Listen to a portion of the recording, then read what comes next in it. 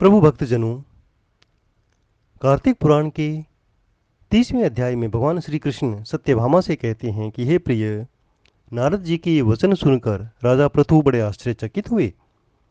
फिर उन्होंने नारद जी का पूजन करके उनको विदा किया। इसीलिए माघ, कार्तिक और एकादशी ये तीन व्रत मुझे अत्यधिक प्रिय हैं। वनस्पतियों में तुलसी, महीनों में कार्तिक, तिथियों में एकादशी और क्षेत्रों में प्रयाग मुझे विशेष प्रिय हैं। जो मनुष्य इंद्रियों पर विजय प्राप्त कर इनका सेवन करता है, वह मुझे यज्ञ करने वाले मनुष्य से भी अधिक प्रिय है।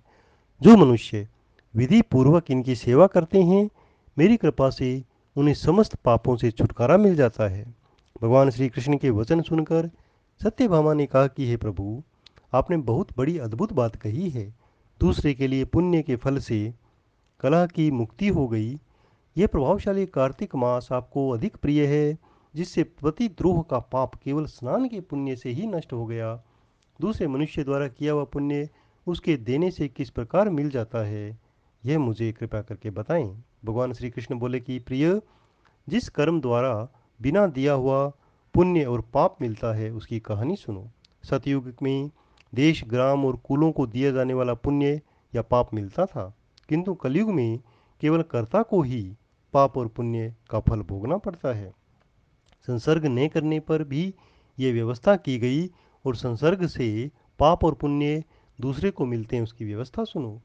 पढ़ाना, यज्ञ करना, एक साथ भोजन करने से पाप पुण्य का आधा फल मिलता है। एक आसन पर बैठने, सवारी पर चढ़ने, श्वास के आने जाने से पुण्य व पाप का चौथा भाग जीव मात्र को मिलता है।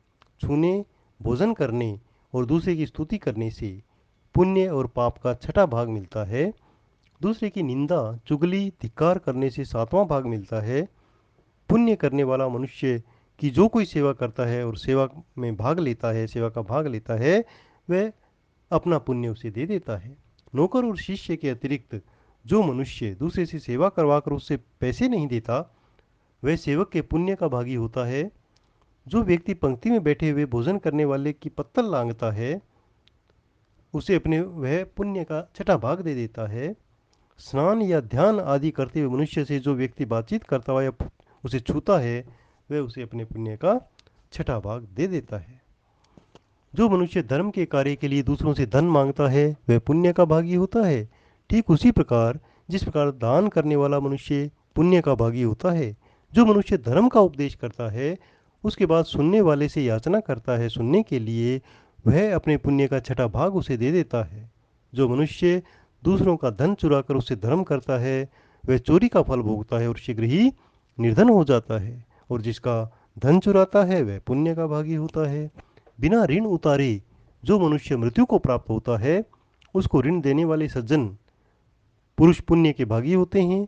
शिक्षा देने वाला, सलाह देने वाला, सामग्री को जुटाने वाला, प्रेरणा देने वाला, ये पाप और पुण्य के छठे भाग को प्राप्त करते हैं। राजा प्रजा के पाप पुण्य के शठांश का भागी होता है। गुरु शिष्य का, पति पत्नी का, पिता पुत्र का, स्त्री पति के लिए पुण्य का छठा भाग पाती है।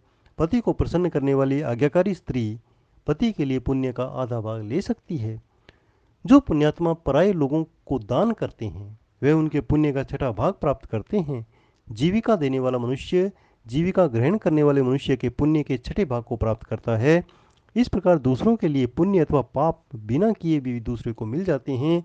किंतु यह नियम जो मैंने बतलाए हैं, ये कलयुग में लागू नहीं होते। कलयुग में तो एकमात्र कर्ता को ही अपना पाप व पुण्य भोगना पड़ता है। इस संबंध में एक बड़ा पुराना इतिहास है और पवित्र है और बुद्धि प्रदान करने वाला है।